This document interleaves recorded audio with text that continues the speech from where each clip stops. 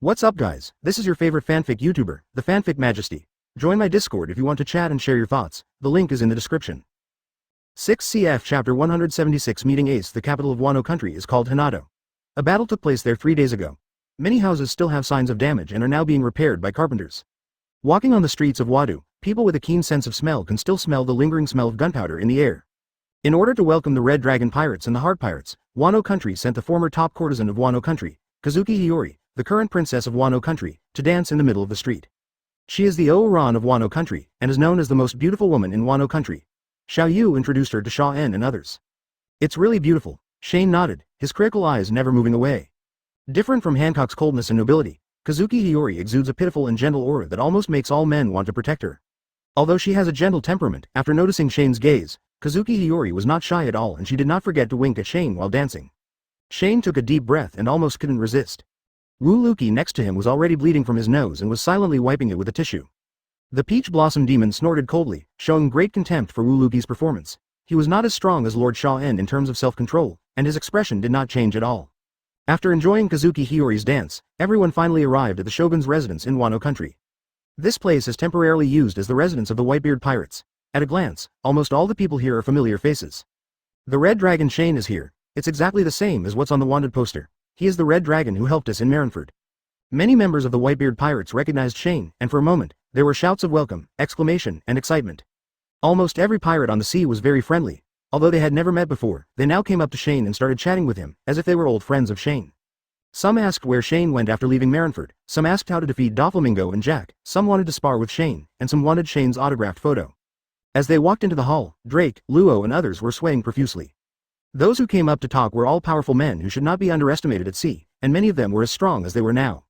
Advertisement. As we walked further, the captains of the Whitebeard Pirates gradually showed up, and the terrifying aura they exuded was so terrifying that it made people tremble with fear. At the end, there are captains such as Vista, Jinbei, Joes, Yamato, etc. Standing in the center of them is a young man wearing an orange cowboy hat. When he saw Shane, his eyes lit up, he took off his hat, and quickly walked forward to give Shane a hug. Thank you so much. At the beginning, Shane was a little confused. He even thought about fighting when they met, and never thought that Ace would just hug him when they met. No, has their relationship gotten this good? Compared to Ace, he wants a hug from Yamato next to him more. While he was complaining in his heart, Ace had already loosened his arms and gave Shane and the others a welcoming smile. My brother, thanks to you for taking care of him, Ace said with a hint of gratitude, his face showing genuine happiness. He did not forget that during the Battle of Marineford, the Red Dragon brought Luffy to Marineford to bring reinforcements to the Whitebeard Pirates who were at a disadvantage at the time. And after the end of the war at the top, through a conversation with Rayleigh, Ace learned about the relationship between Shane and Rayleigh, and Shane played an indispensable role in Rayleigh's rush to the scene to save him. How is it, Rayleigh, is he doing well? After a few simple greetings, Ace led Shane and the others to sit down. Jinbei, Bista, Chaozi and others also greeted Shane, and they all looked very easygoing. Yamato, on the other hand, stared at Shane intently, examining his entire body as if he were looking at a glowing treasure. He's fine. He's on an uninhabited island with Luffy, continuing his domineering education career. Shane felt uncomfortable being stared at by Yamato. If he hadn't been communicating with Ace, he really wanted to ask this guy what he was talking about. What are you looking at? Ha ha ha, Luffy is really blessed to have Rayleigh as his teacher. His strength will definitely improve a lot. Hearing this, Ace burst into laughter and was happy for his brother's fate.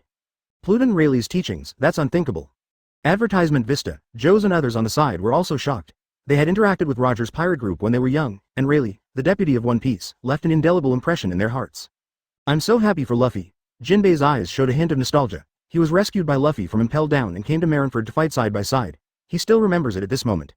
I wonder how the others who escaped from Impel Down are doing now. There were many celebrities who came to Marineford from Impel Down, including Jinbei, Crocodile, the S********** King, Buggy, the clown whose identity was later exposed, and a wretched man who used white wax. I know that. An unexpected childish voice was heard, and it was actually Klee. Shane looked at her in surprise. He suddenly remembered that back in the Sabaody Islands, Klee loved to follow the news about the Whitebeard Pirates and she would read every issue of the newspaper. Seeing that everyone's attention was attracted by her, Kelly quickly turned over the backpack behind her and then searched for something in it with her 2 small hands. It turned out to be a collection of data she had recorded herself, with a lot of colorful doodles on it, making it look like a child's homework book.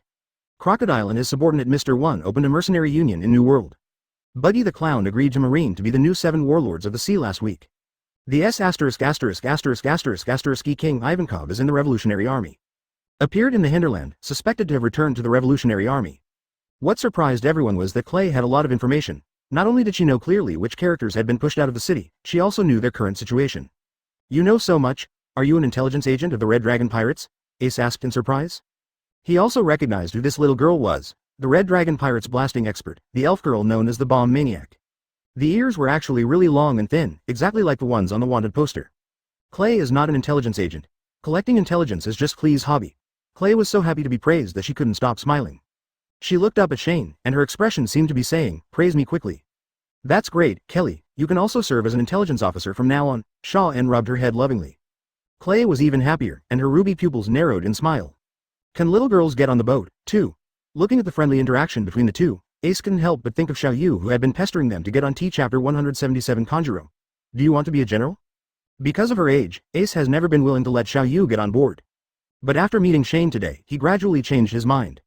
Not only was there a little girl named Kelly around Shane, there was also a little white-haired girl of similar age, and the other two sisters who looked otherworldly and scented with flowers did not seem to be very old either. The Red Dragon Pirates can sail with so many girls and young girls, so why can't the Whitebeard Pirates do it? Sean, won't it be inconvenient for you to bring so many children with you during the voyage? In order to ensure that everything is safe, Ace decided to ask more people with experience before agreeing to let Xiaoyu get on the ship. Of course not, for him the more the better, Drake complained nearby. Don't listen to this guy's nonsense. He only knows how to tarnish the image of his own captain. Shane tried hard to save face, but it didn't seem to work. After Ace chewed over the words, the more the better, his gaze towards Shane gradually became complicated. He saw a rumor about Shane in the newspaper, saying that he had a unique hobby and especially loved young girls. Several beautiful girls on the ship were kidnapped by him from civilians' homes. The two princesses of Dressrosa were lucky enough not to fall into his clutches because they were too old. Ace initially thought it was just nonsense written by a newspaper, but now after hearing his crew's comments on the captain, it seems that the rumors are true. Wait, you won't leave Xiaoyu? Ace's eyes gradually became terrified. He looked around but didn't see Xiaoyu. Who on earth do you think I am? Shaw-en was speechless. Why did he have to go through such a plot wherever he went? But Xiaoyu's absence now is indeed related to him. When Shane confirmed that she was a seductive female ninja, Xiaoyu wanted Ace to see this clearly, so she prepared to change into some mature clothes, disguised as a seductive female ninja, and then went to find Ace, hoping to get the upper hand in one fell swoop. Boat. So that's how it is. I misunderstood you, Shane. I thought you were a pervert. Haha. After hearing Shane's explanation, Ace covered his forehead and laughed. What the hell are you laughing at?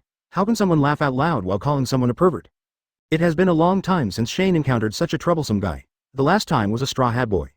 These two brothers have something in common, in that they deserve a beating. Advertisement ignoring Shane's complaints, Ace put his hat back on and shouted outside the house. Let's have a party. It's 4 days since the battle at Dressrosa Port ended. Aokiji left alone after drinking with Kizaru, and he did not agree to Kizaru's suggestion to return to Marine. Aokiji bought some dry food, water, and a bicycle in Dressrosa, and he planned to ride the bicycle to find the person he was looking for. The sea that ordinary pirates fear is of almost no threat to him. Even if he falls into the sea, he can freeze the water into ice. Ya lala, I seem to have forgotten something. When Aokiji arrived at the harbor on his bicycle, he suddenly frowned. He turned around and saw a green-haired woman standing alone in the harbor. He remembered that when he was in Punk Hazard, he came to Dressrosa on this little girl's ship. There seemed to be several strange warriors on the ship at that time. Hey, little girl. Where is your boat? The bicycle that was about to go out to the sea suddenly stopped. Aokiji touched the back of his head and made a lazy sound like an uncle who wanted to chat up someone. Give it to the three samurai. Monet didn't even turn his head, looking at the sea, where Aokiji's figure was reflected. Ah, such a big ship was given away. No, shouldn't there be 2 warriors, one big and one small? How come there are 3? Aokiji recalled that 4 people met in Punk Hazard, him, Monet, and 2 other Wano warriors, one big and one small. Thinking of Wano country, he recalled the recent rumors that the Whitebeard Pirates and the Beast's Pirates had a great battle, and the territory they were fighting for was Wano country. I heard the winner seems to be Whitebeard. There's one more. They met in Dressrosa and seemed to be in a hurry to go home, so I gave them the ship. Monet said in a flat tone, as if he was an emotionless robot. What did she answer? After arriving in Dressrosa, she finally lost hope. The Don Quixote family was destroyed, and the young master she was loyal to, Doflamingo, was dead. She no longer had a place to live. She had been sitting in this port for several days, waiting for the time when her body functions were exhausted, and then she would fall into the sea and let her life return to the sea. Advertisement? No goal. Do you still want to live? Aokiji did not ask any more questions about the ship. His expression was particularly complicated. Once upon a time, he had said these words to another little girl. Now she has found her purpose in life and a partner who can accept her. Monet's eyes flickered for a moment, but he did not answer. He just stared at the ocean, as if he would jump in at any time. Ah. Aokiji let out a long sigh and pushed the back seat of the bicycle next to her. Then come with me. I want to find a group of people who will definitely interest you. What? You said that the young master hasn't even returned yet, but the country of Wano has already been founded, on a ship. Kinnaman seemed to have heard some absurd news, and he was struck by lightning. The country was founded. Momonosuke's expression was particularly interesting. There was secret joy, but more of it was a strong reluctance. As the son of Kazuki Oden, the bloodline of the Kazuki clan, and the legitimate heir to the position of shogun of Wano country was founded ahead of time even though he hadn't even arrived there yet. Well, according to my intelligence, the Whitebeard pirates took action. They drove away the beast's pirates and took back Wano country from them. A strange man with a brush and heavy makeup on said, the man said. He is Kanjuro, one of the 9 red scabbards, who met Momonosuke and Kinnaman in Dressrosa. It turns out to be the Whitebeard pirates. Upon hearing this, Kinnaman breathed a sigh of relief. The worst situation had not yet happened. What's wrong with the Whitebeard pirates? Aren't they also pirates? Momonosuke was a little puzzled. He had already forgotten the name of the Whitebeard pirates. It's different. The head of the family once served as the captain of the Whitebeard pirates. If they are the ones who take back Wano country, then there is still room for redemption. Kinnaman said with a hint of relief. Given the relationship between the Whitebeard pirates and the Kazuki clan, there is a great possibility that after he escorts the young master back to the country, the young master will naturally become the general of Wano country again. Well, what Kinnaman said makes sense. As long as the young master can return to Wano country. Kanjuro echoed, putting a strong emphasis on the word, as long as. What Kinnaman and Momonosuke didn't know was that Kanjuro's real name was Kurozumi Kanjuro, and the head of the family he was loyal to was not Kazuki Oden and Momonosuke, but the general Kurozumi Orochi who was executed after the founding of Wano country. Now that the head of the family is dead, there is actually no point for Kurozumi Kanjuro to conceal his identity, but he upholds the legacy of Kurozumi Orochi. Even if Kurozumi Orochi cannot be the general, he cannot let someone from the Kazuki clan become the general. Therefore, the direction he led Kinnaman and Momonosuke to at this time was not Wano country, but Onigashima of 4 Emperors Kaido. Chapter 178 The Big Mom Pirates Attack. The Country of Peace. It was the second day after Shane and his companions arrived on the island. After a grand welcome banquet, everyone was drunk and was not awakened until the next morning by an alarm. BIGMOM pirates are coming. The sentries deployed by the Whitebeard pirates in the waters near Wano country brought news that it was the BIGMOM pirates, one of the 4 emperors. Everyone woke up in shock. Did you see it clearly? Are you sure it was that old woman? Vista confirmed with the Denden Mushi, his face as gloomy as water. Their Whitebeard pirates had just finished fighting the beast's pirates not long ago, and now they have not yet completely controlled Wano country. The pirate group is also in the post-war rest and recuperation stage, and their combat effectiveness is far less than before. The BIGMOM pirates suddenly appeared in the waters of Wano country at this time, undoubtedly taking advantage of the situation and having ideas about Wano country and even their Whitebeard pirates. We are not mistaken. It is BIGMOM's pirate ship, the Anthem. Not only is there BIGMOM himself on board, but also several generals such as Katakuri. After hearing Denden Mushi's affirmation, the remaining captains all stood up in anger. Damn it, do the BIGMOM pirates want to go to war with us? Then let's just have another fight. We've already beaten Kaido, so beating Big Mom won't be a big deal. But the problem is that my father is no longer with us, and Marco has taken his body back to his hometown. Now we are completely lacking 2 high-end combat forces. As the captain of the Whitebeard pirates, and a member of the 4 emperors, I am fearless. Even if I have to face the 4 emperors, I am willing to fight. Jinbei stood up boldly, with a determined look in his eyes. His passionate emotions infected many crew members. They were all very excited and smashed bowls in anger, determined to fight with the BIGMOM pirates again. The waterfall in Wano country is not that easy to climb. We have blocked them outside and they cannot land. Even BIGMOM himself cannot fully demonstrate his abilities. The captain of the Whitebeard pirates advised. Advertisement: he is a fishman from Fishman Island, and his crew members are all fishmen as well, so they are very confident in fighting the BIGMOM pirates in the sea. I can freeze the waterfall temporarily, but the water flow is too fast. I can only hold out for half an hour at most. A blue-haired and cold-eyed woman also stood up. She is one of the 43 captains of the Alliance pirate group under Whitebeard, known as the Ice Witch, Whitebee, and possesses the freezing ability of Paramecia. In this attack on the beast's pirates, the Whitebeard pirates dispatched more than 70% of their forces, including 16 captains and more than 30 captains of the Alliance pirates. Leaving aside the 16 captains, each of the 30-odd captains of the Alliance pirates has a bounty of at least hundreds of millions, and their strength is between that of a major general and a vice admiral. There are too many to count. With Luo and Drake's current strength, at most they can only be considered among the more than 30 captains. This is also the reason why Kaido did not take action a few days ago, and the beast's pirates were defeated. If we talk about the force with the most mid and high-level combat power other than the Marines, it must be the Whitebeard pirates. In the original work, if the team leader Whitebeard and the boss's chosen successor Ace had not both died in Marineford, if any of them were still alive, the Whitebeard pirates would not have ended up disintegrating. Well, if you want to freeze the waterfall, I can also help. Yamato raised her hand, and everyone realized that she also had abilities related to freezing. Dog Fruit Mythical Beast Big Mouth True God Form. Her Devil Fruit is particularly rare, and its freezing effect is probably even more terrifying than Watabi's Paramecia ability. That's great, Captain Yamato, let's set off together now. Watabi's face showed joy. She had great confidence in the ability of the new captain who could fight Kaido. Wait a minute, freezing the waterfall doesn't mean you'll definitely win, and Bigmom herself has the ability to fly. If you two go out to sea now, you might be at risk of being captured by her. Vista spoke up and stretched out his hand to stop Whiteeb, and Yamato looked at Ace, who was in deep thought. We are not afraid, Yamato and Whiteeb shouted, but still stopped. But if we don't block the waterfall, the Bigmom pirates will be able to pass through it and enter Wano country. Once we reach the land, none of us can be a match for that monster old woman. Jose's face was melancholy and a little angry. When Whitebeard was there, why would the Whitebeard pirates need to care so much when facing a four emperors? Yes, so we must fight them at sea to minimize the old woman's room for maneuver, and with Jinbei here, he and his fishmen may have a chance to overturn Bigmom's pirate ship, Namur said excitedly. He is the captain of the 8th division of the Whitebeard pirates and the only fishman captain. If Ace orders me to, I'm willing to give it a try. Jinbei turned his gaze towards Ace. Advertisement. As he looked over, the others realized that Ace hadn't said a word and couldn't help but feel a little surprise. With Ace's fiery temper, even if he faced the four emperors, he would probably have rushed forward alone. But today, he was in a state of deep thought. If his eyes were not open, everyone might have thought he had fallen asleep again. Ace, give the orders now. You're the captain now? Let's go, Ace. I already beat up my A***hole dad. Beating up an A***hole old woman is nothing.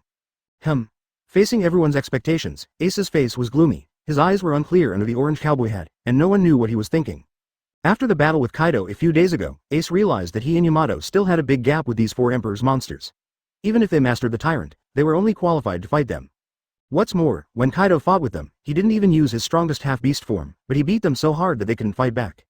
After Whitebeard's death, Ace had an extra heavy responsibility and became more stable. But this does not mean that he is cowardly. He is not afraid of fighting with Big Mom. The only thing he is worried about is the safety of his companions. He was thinking about a question: how to repel the Bigmom pirates without bloodshed and without causing casualties. He actually has a pretty good brain, but with Whitebeard behind him, he didn't need to use his brain and could just use his fists to solve the problem.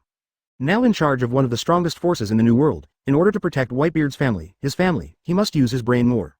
Not long after, he actually thought of a solution. There's no need to freeze the waterfall, we can do it while they're on their way up the waterfall.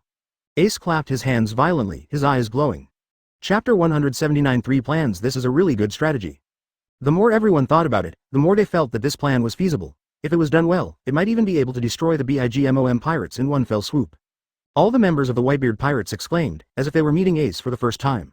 This guy who used to be reckless has now grown some brains. But there is still a problem. Now that Marco is not here, who has the ability to knock the four emperors' ship off the waterfall in midair, Vista discovered the problem. Haha. As soon as he finished speaking, Ace and Jinbei laughed together. They were thinking of the same person. A few minutes later, the captains of the Whitebeard pirates, led by Ace, came to the residence of the roommate next door. They did not come empty-handed, but brought more than a dozen wooden boxes. So, you want me to transform into a giant dragon and kick the Bigmom pirates' ship off the waterfall? Looking at Ace and the others who were staring at him with sharp eyes, Shane felt like a sucker. He had just gotten up. There had been a party last night and the girls on the boat were all drunk, so he had been working hard for most of the night and got up a little late today. He was squatting at the door brushing his teeth, but he saw a huge group of people coming towards him, and they were making movements to carry him and run, which made him confused for a long time. Even after Ace explained his purpose, Shane was still confused, partly because he had just woken up, and partly because the amount of information was a bit too much. What do you think, brother Shane? Your chance to become famous is right before your eyes. If you wipe out the Bigmom pirates, your bounty may increase significantly. You're lucky. If I couldn't fly, you wouldn't have gotten this chance. Several captains put their arms around Shane's neck in a familiar manner, seducing and tempting him seemingly unintentionally. The bounty has increased again, it's already 2 billion. Advertisement. Shane would not be fooled. Wano country had nothing to do with him, and Bigmom had no grudge against him, so there was no need for him to take the initiative to provoke them. Of course, more importantly, this matter brought him no benefit at all except for adding a little fame. So, no matter how these guys tried to persuade him, Shane resolutely refused and shook his head like a rattle. No. The Whitebeard pirates seemed to have anticipated his determination. Ace, Vista and others winked at each other and initiated Plan A, which involved asking Shane to take action. As a graceful figure approached, Shaw-en smelled a faint fragrance. Sir Shane, if you can save Wano country, all the women in Wano country will regard you as an idol. Then, no matter what you want to do, even me can do it. Kazuki Hiyori leaned close to Shane's body, almost leaning her body into his arms, her red lips breathing hot air into his ears. Honey trap. In order to invite Shane, the Whitebeard pirates actually found the most beautiful courtesan and princess of Wano country, Kazuki Hiyori, in a short period of time. But even though this made Shane's body stiffen with anger, it still couldn't shake his will. He was not such a superficial person. You've got the wrong guy. With a cold look on his face, Shane mercilessly threw the beauty in his arms away. Kazuki Hiyori was caught off guard and spun like a ball, feeling dizzy. Finally, he was caught by the kind-hearted Yamato. Sure enough, this doesn't work either.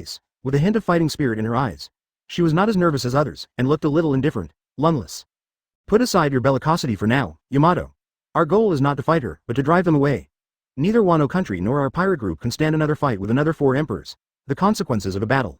Ace held her down. He now looked more and more like a steady captain. His eyes fell on the orange-haired young man. The man did not seem panicked or excited. He seemed as calm as a pool of stagnant water. But seeing Shane's condition, Ace felt more at ease.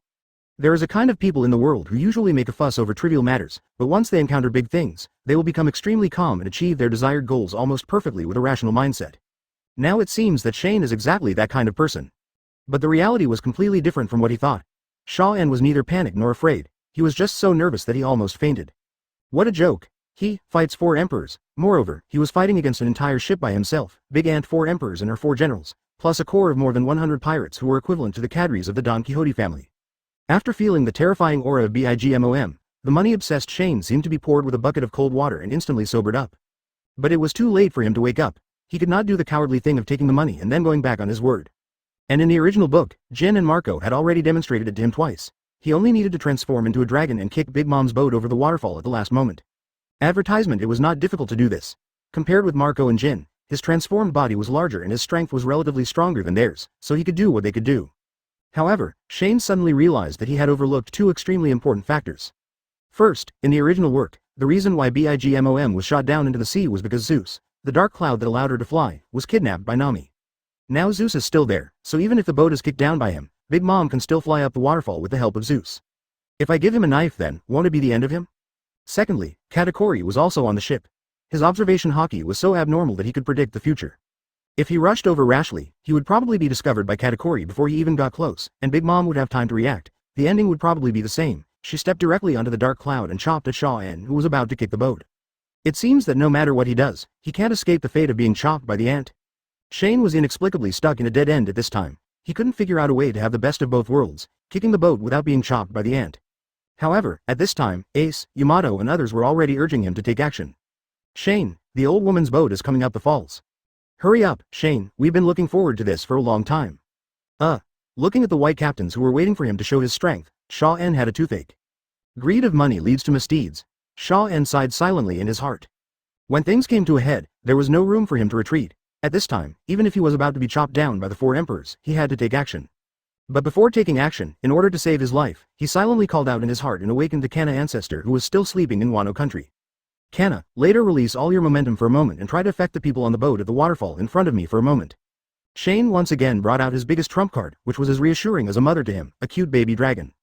In Wano country, in a luxuriously decorated wooden house, a white-haired loli sat up from the bed. After yawning, her glowing eyes projected 1,000 meters away. After getting a lazy response, Shaw-en felt completely at ease. Advertisement with the help of Ancestor Kanna, the mere four emperors are no longer worth mentioning. I'll go too. Under the expectant gazes of Ace, Yamato and others, Shaw-en kicked the deck hard and shot into the air instantly like an arrow from a string. The huge crimson dragon covered the sky, and its wings, which were tens of meters high, suddenly waved. As the river surged, it transformed into a huge bright red shadow, racing towards the sky at extremely high speeds. On board the Anthem, looking at the rushing waterfalls on both sides of the ship, even the four emperors' pirate group who were used to seeing strong winds and waves couldn't help but sigh. Nature is so miraculous that the boat can actually go upstream with the waterfall. As expected of Katakuri Ni, he actually thought that the waterfall is the entrance to Wano country. On the boat, Katakuri's younger brothers and sisters were all praising their omnipotent brother. Haha. Mom. Mom, mom, mom. In the middle of the boat, a giant creature stuffing sweets into its mouth also let out a weird and devilish laugh, seeming to be praising her most proud son. As she laughed, the mast, steering wheel, sails, and bow of the ship all came to life, and they also let out weird laughter. Next to her, there was a black cloud, a small sun, and a long knife wearing a pirate hat. Like other things on the ship, they seemed to be given life. She laughed.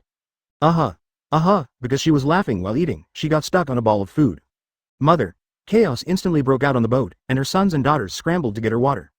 After drinking several buckets of water, Charlotte Linlin finally escaped from the predicament of being choked to death. Seeing that the children were so worried about her, she couldn't help but cry happily.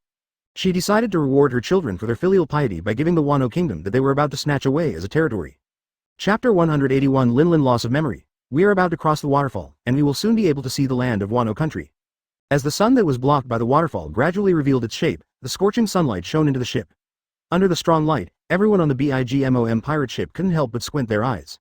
Charlotte Linlin sat on the deck and clapped her hands, with cream staining the corners of her mouth. She looked like a child who had stolen a piece of cake, but in a sudden moment she became eerie and scary. Katakuri concentrated all his energy, his observation haki was running at a very fast speed, and the red light in his eyes never stopped. The closer it gets to the final moment, the more likely it is that the opponent will take advantage of the opportunity. As his aunt's proudest son and his brothers and sisters' most reliable brother, he has to be more cautious than anyone else to ensure the safety of his mother and brothers and sisters. Suddenly, a terrifying aura like the collapse of the sky enveloped everything. The space froze for a moment, and even the rushing waterfall paused for a moment. The weaker crew members on the Anthem fainted directly, and the sound of bodies hitting the deck was heard frequently on the ship. The stronger leaders staggered to the ground, holding their heads and screaming in pain. A few of them swayed with veins throbbing all over their bodies, trying hard not to let their legs go weak. The aunt's sons who ranked high in strength, that is, the 25th of the 34 ministers present, and the other 3 generals, were also shocked by this energy. Their bodies were not greatly affected, but their eyes were dull, for a few seconds. The only 2 people on the ship who were not oppressed by this momentum were Bigmom himself and Katakuri. When Bigmom sensed this deliberate aura, her pupils suddenly dilated as if she was facing a formidable enemy, and her body unconsciously burst out with a terrifying conqueror's aura to fight against it. Who is it? But what made her look even more solemn was that this aura was not inferior to hers, and was even stronger than hers. A drop of cold sweat appeared on Katakuri's forehead. His mind was not affected, but under the pressure of this momentum, his observation haki had to stop working and was forced to be retracted into his body. He naturally also noticed the conqueror's domineering attitude of the ant next to him. Who is the person who is emitting such a powerful aura? He can't even resist his mother's conqueror's aura and even falls into a disadvantage? Could it be that Whitebeard is not dead yet? Advertisement?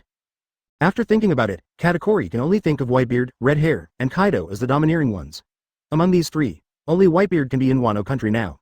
Crash. The sound of flapping wings mixed with strong wind rang in Katakuri's ears, and the strong wind almost blew his body away. Not good. Katakuri's observation haki was activated temporarily at this time, and a huge dragon claw was approaching the bow. Looking up, it was a red monster half the size of their anthem, a red dragon. Red dragon. Why are you doing this? The vision of his observation haki appeared in his mind, but Katakuri was too late to stop it, and could only let out a roar of confusion.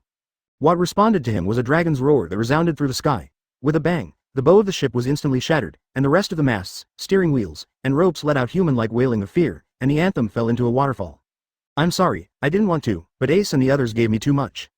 A huge red dragon was hovering above the waterfall, with the land of Wano country behind it. There was a hint of regret in the dragon's eyes as it stared at Katakuri on the anthem from afar. I never thought that my first encounter with the BIGMOM pirates would be like this. From now on, the two sides will inevitably become enemies. But Shane didn't care. He already knew that, like Kaido, the Four Emperors' Big Mom also coveted his abilities and wanted to recruit him to work for her.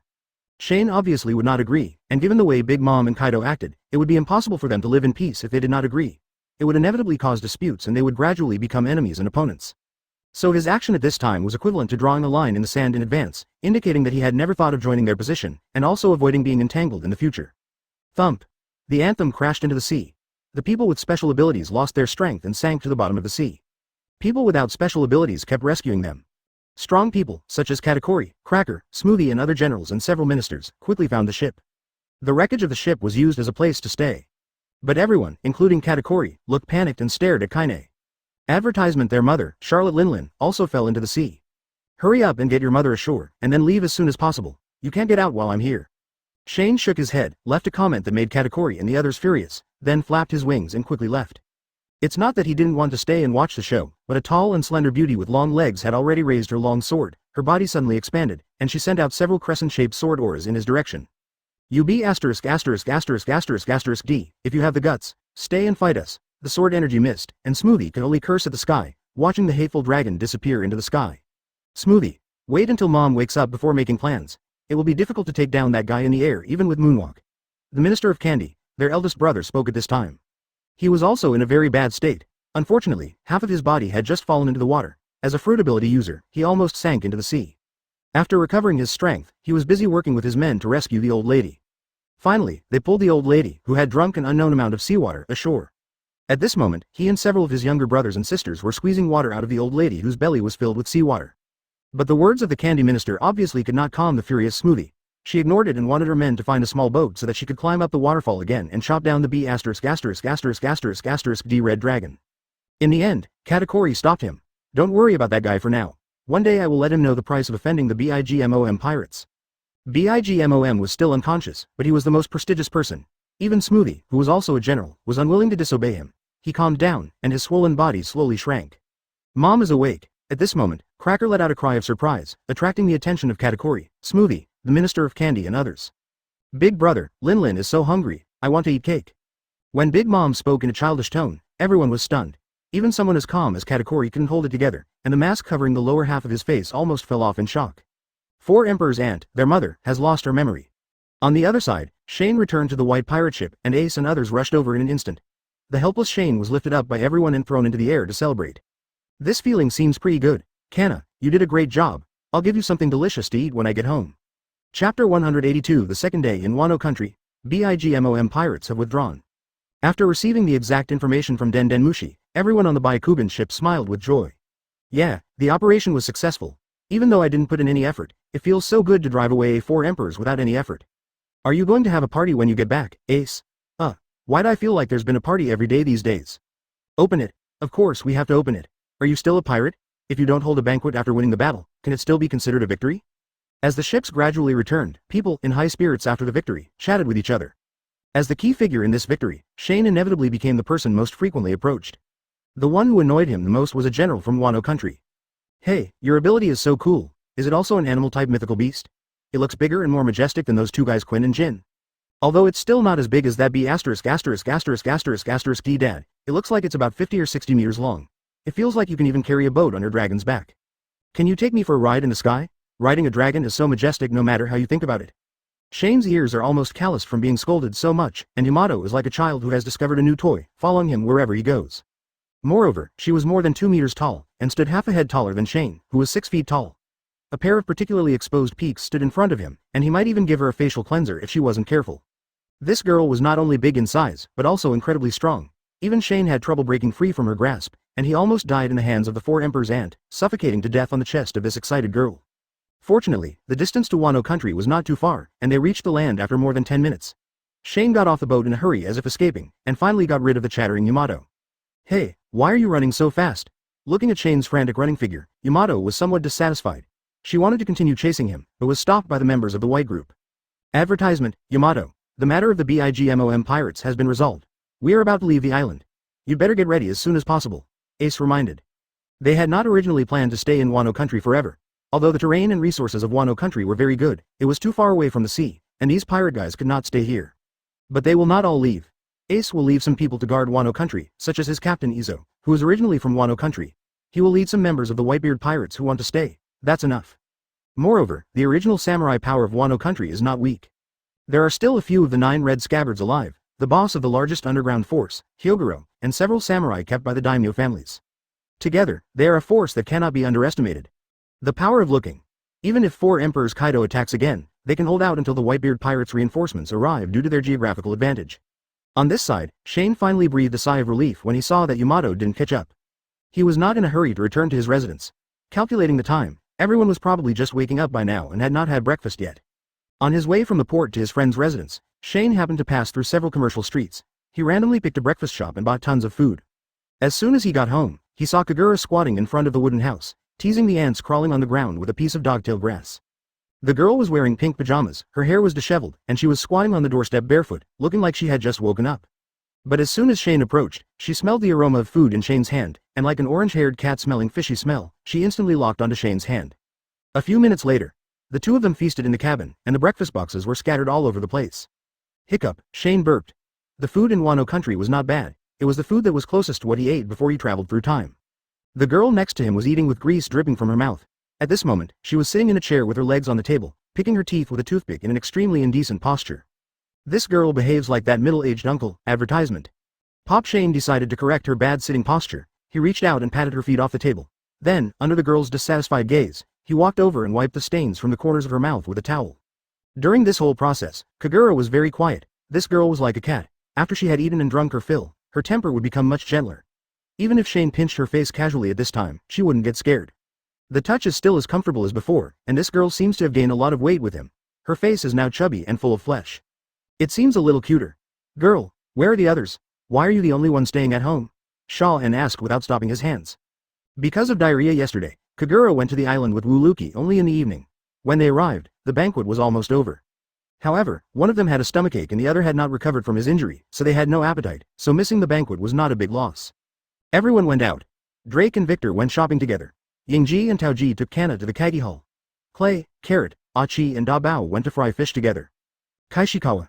Wait, why did they take Kanna to that kind of place? Shane immediately realized the point. Kanna woke up in the morning and said she wanted to learn to dance, so Yingji and Taoji took her out of the Kagi house. I don't know why a dragon like her would learn human dance. Oh, Shane was in a trance for a moment, and the memories of a month ago came to his mind. At that time, they were still in the Sabaody Islands. Kanna asked him one day what gift he wanted. He seemed to have a sudden thought and said he wanted to see Kanna dance for him.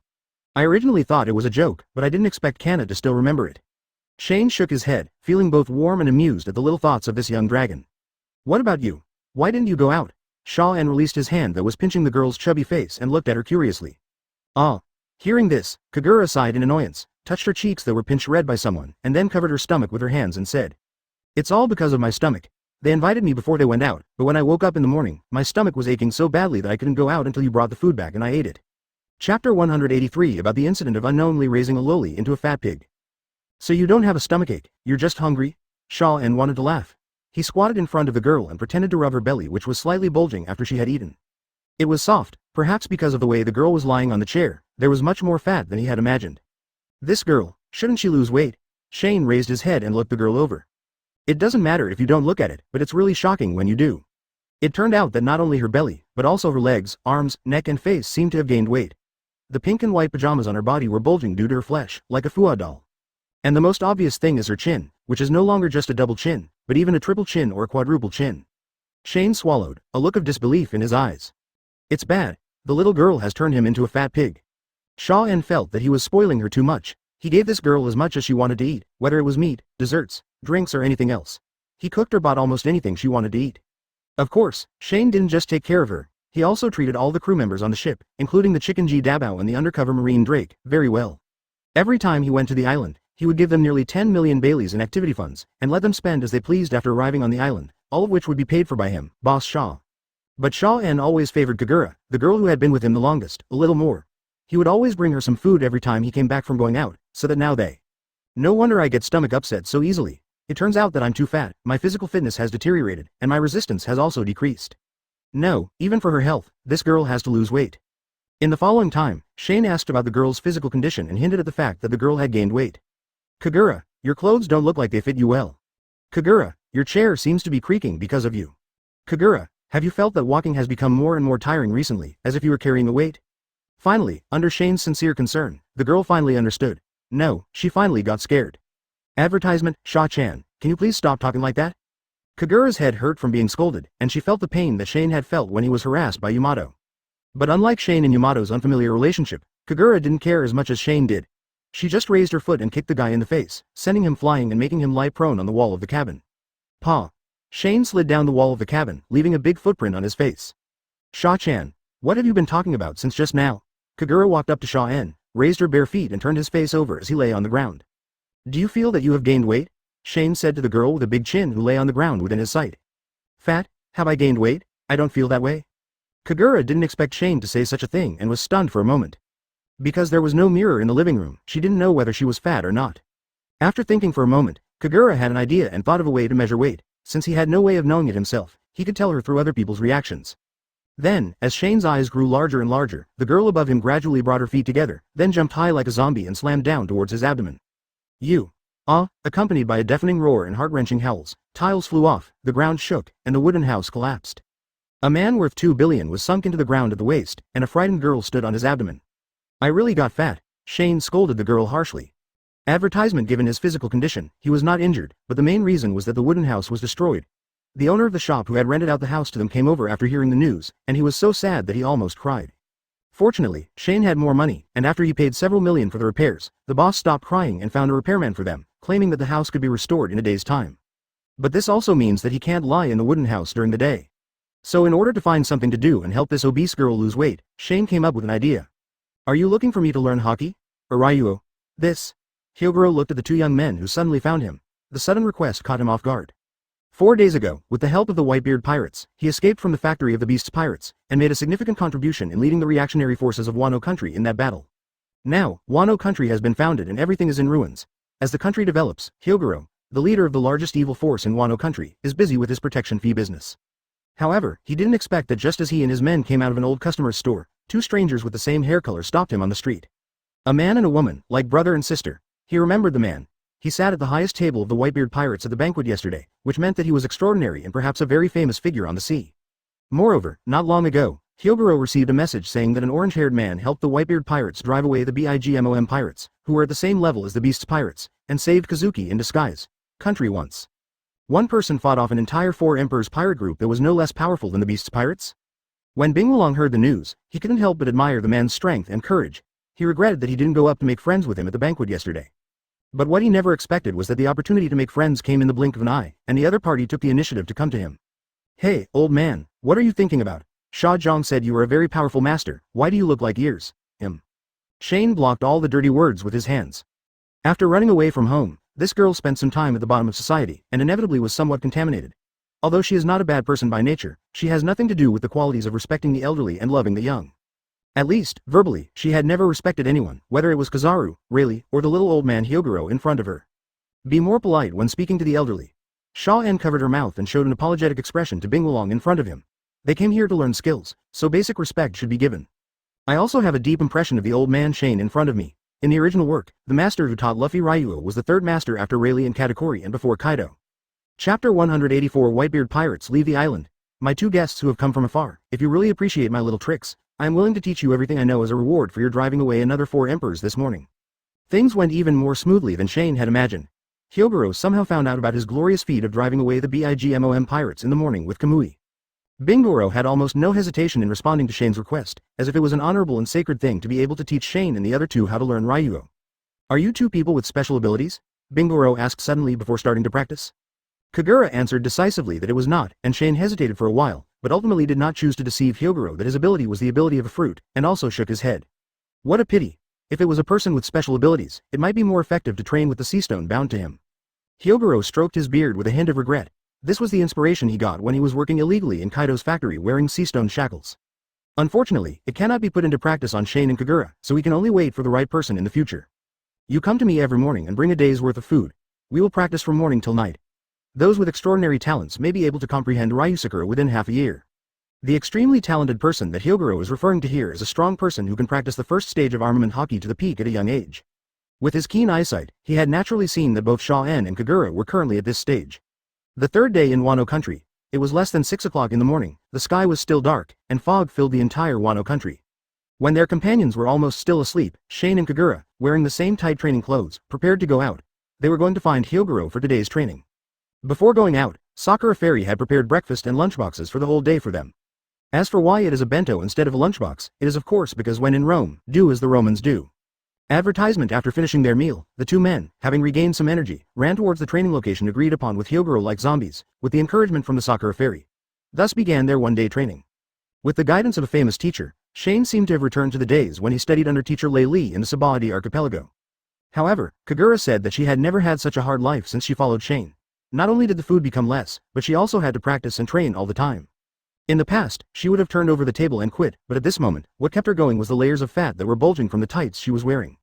On the surface, she was here to learn Ryuo, but what Hyogoro didn't know was that this talented girl in his eyes only wanted to lose weight. During this time, Ace suddenly broke into their training area and watched with great interest for a long time. Lord Ace, are you also interested in my Ryuo? Seeing this, Hyogoro felt a little flattered. Ace is now the captain of the Whitebeard Pirates. Although he is young, in Hyogoro's eyes he is already on the same level as Kaido and Oden. No, Grandpa, your domineering aura is indeed outstanding, but I am not here to practice, but to say goodbye.